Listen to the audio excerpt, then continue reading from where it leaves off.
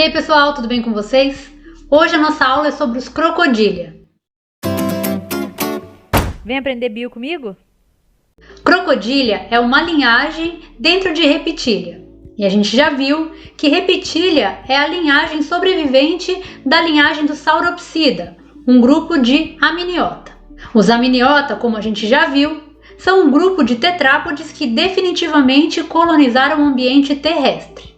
Os crocodilia representam um grupo bem pequeno, com apenas 23 espécies conhecidas. Basicamente, essas espécies são aquáticas, mas algumas podem realizar extensas caminhadas em terra. Essa é uma recolonização do ambiente aquático, já que os crocodilia fazem parte dos amniota, os vertebrados que conquistaram o ambiente terrestre e se tornaram independentes da água para respiração e reprodução. O grupo dos crocodilia tem origem no início do Mesozoico, e pelo fóssil ali a gente consegue observar que eles mudaram muito pouco nos últimos 200 milhões de anos. A distribuição desse grupo ocorre prioritariamente nas regiões tropicais e subtropicais, como a gente consegue observar ali no mapa. As espécies que ocorrem em regiões temperadas são poucas, apenas 3. Os crocodilia podem ser divididos em 3 grupos: os jacarés e caimãs, que é o grupo dominante no Novo Mundo, como a gente consegue observar ali em amarelo, os crocodilos, que são aqueles animais que atingem os maiores tamanhos e apresentam uma ampla distribuição, incluindo o ambiente marinho, que a gente consegue observar ali em verde no mapa, e os gaviais, com apenas uma espécie encontrada na Índia e Burma, como a gente pode ver ali em laranja. Como diferenciar então esses 3 grupos de animais? Jacarés e caimãs são animais que apresentam um focinho mais largo, e o quarto dente da mandíbula permanece oculto quando a boca está fechada. A gente consegue observar ali nesse exemplar de jacaré. Não existe nenhum dente da maxila que se coloca para cima quando a boca está fechada. Os crocodilos, por outro lado, são animais com um focinho relativamente mais estreito, e a boca deles, quando fechada, apresenta o quarto dente da mandíbula para fora, como a gente consegue observar ali naquela imagem. Esse dente se encaixa uma reentrância na maxila superior. Por fim, os gaviais são animais com um focinho extremamente delgado, muito fino, e a boca repleta de dentes também muito finos. Com relação à alimentação, os crocodilia utilizam esse crânio bastante alongado e robusto, muito reforçado. Os dentes desses organismos são inseridos em alvéolos, como a gente consegue ver em detalhes ali naquela imagem. São pequenas concavidades onde os dentes ficam inseridos. Assim, eles recebem o nome de tecodontes. Associada a essa maxila bastante robusta e com ossos muito fortes, existe também uma musculatura bastante potente.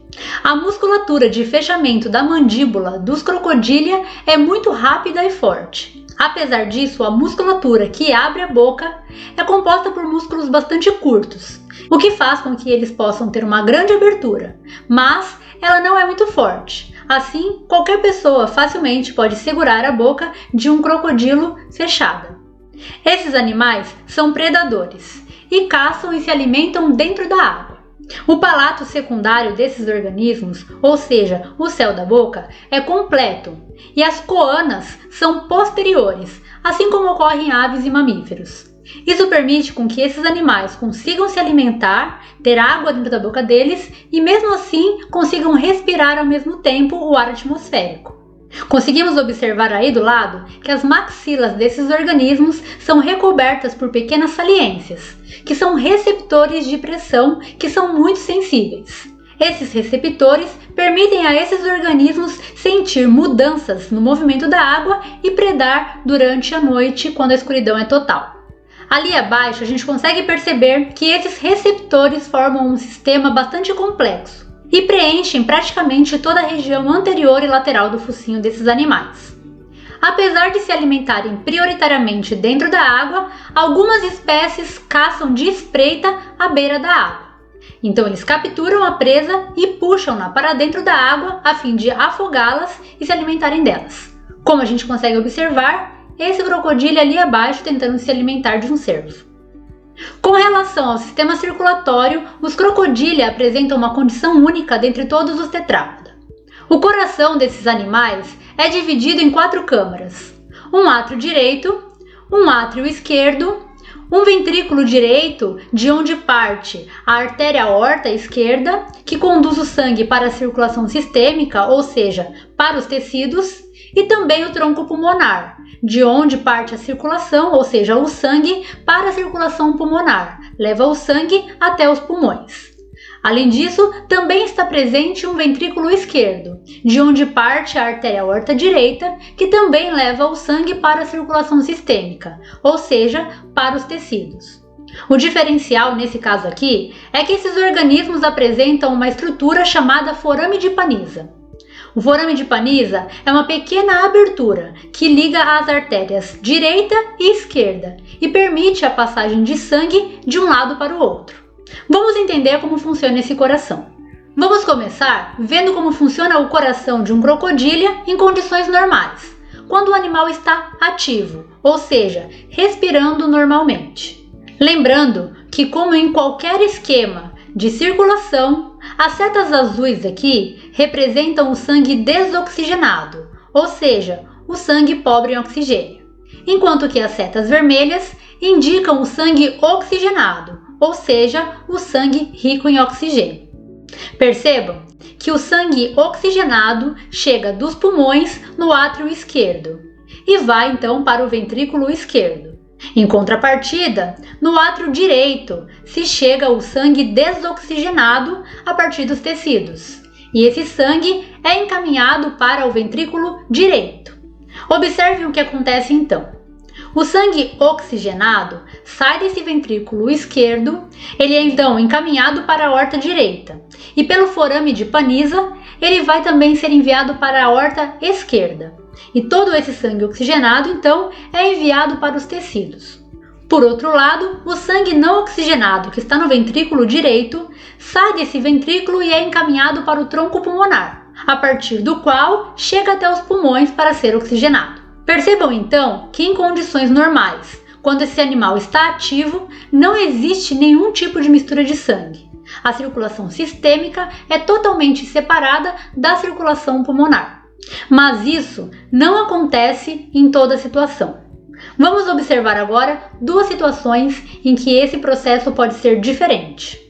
Os crocodília podem estar com a respiração normal, mas podem estar em repouso, que é o que acontece quando eles estão, por exemplo, digerindo um alimento que eles capturaram. Nesse caso, então, a circulação vai acontecer de uma maneira um pouco diferente. Percebam que para chegar nos átrios, o caminho é o mesmo que a gente falou ali na circulação normal. Mas o que acontece com o sangue que está nos dois ventrículos é um pouquinho diferente. O sangue oxigenado que está no ventrículo esquerdo sai desse ventrículo e vai para a aorta direita, mas só segue por essa aorta, porque nesse momento que o animal está em repouso, o forame de Pannisa está fechado. Percebam que tem um xizinho ali indicando esse fechamento.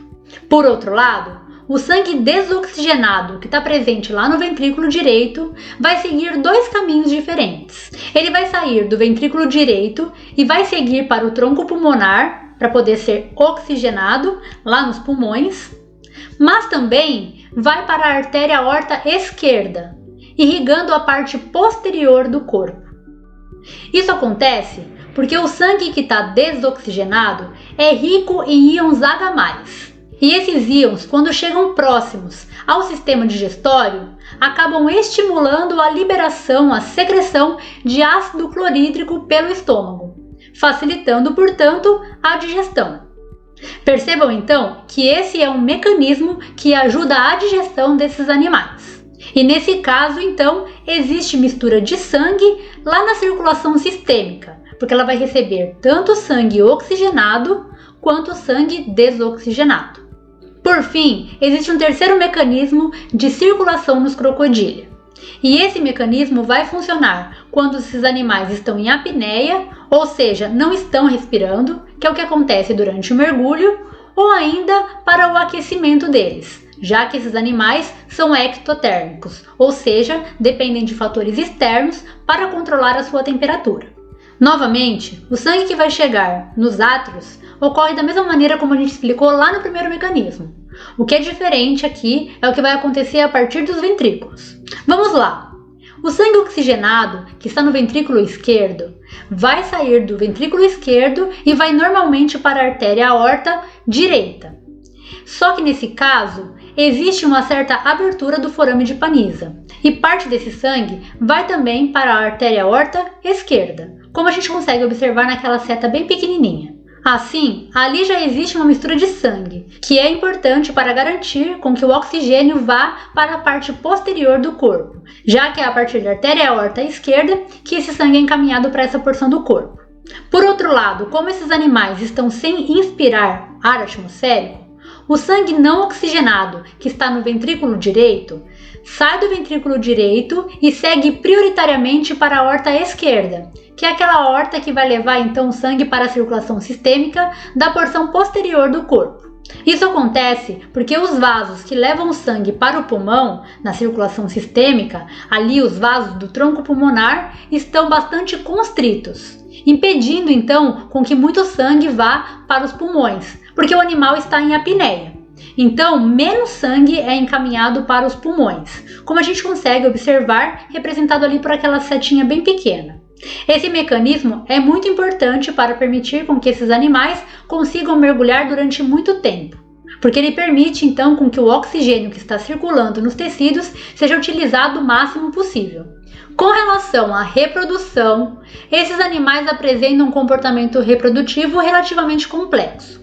O macho realiza vocalização e uma dança na qual ele movimenta a água para atrair as fêmeas. Todas as espécies de crocodília são ovíparas e a fêmea deposita os ovos, cerca de 20 a 30 ovos, em ninhos, que são feitos a partir de folhas ou ainda enterrados na areia. Assim como acontece nos testudines, a temperatura de incubação dos ovos é que determina o sexo dos filhotes. E nesse caso tem um padrão um pouco diferente, um padrão chamado FMF. Isso porque o nascimento de fêmeas ocorre em temperaturas mais baixas e em temperaturas mais altas, já que em temperaturas intermediárias ocorre o nascimento de machos, como a gente consegue observar ali naquele gráfico. Observe que em torno de 31 graus nascem fêmeas e em torno de 35 também nascem fêmeas. Em temperaturas intermediárias, ali em torno de 33 graus, é onde nascem os machos.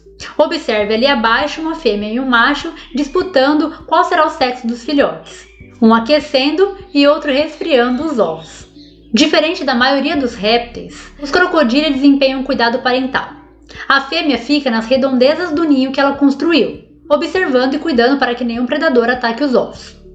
Ao escutar a vocalização dos filhotes no momento da eclosão, ela inclusive abre o ninho e ajuda esses filhotes a saírem dos ovos e do próprio ninho. Os filhotes são protegidos pela mãe durante cerca de 2 anos.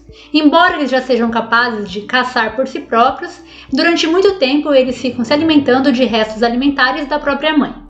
Ela inclusive carrega esses filhotes na sua boca ou no seu corpo, por exemplo. Esse tipo de cuidado parental é bastante raro dentro do grupo dos répteis. E só é maior no caso das aves, que também é um grupo dentro de répteis. Mas, considerando testudines e lepidossáurea, a gente não consegue observar esse cuidado parental em outros répteis, com exceção desses 2 grupos. Acabamos de conhecer a linhagem dos crocodília, uma linhagem de dentro dos répteis. A gente já conheceu os testudines e os lepidossáurea. E agora só falta a gente conhecer o grupo das aves. Então, se você gostou dessa aula, fique atento para conhecer esse último grupo. Até a próxima!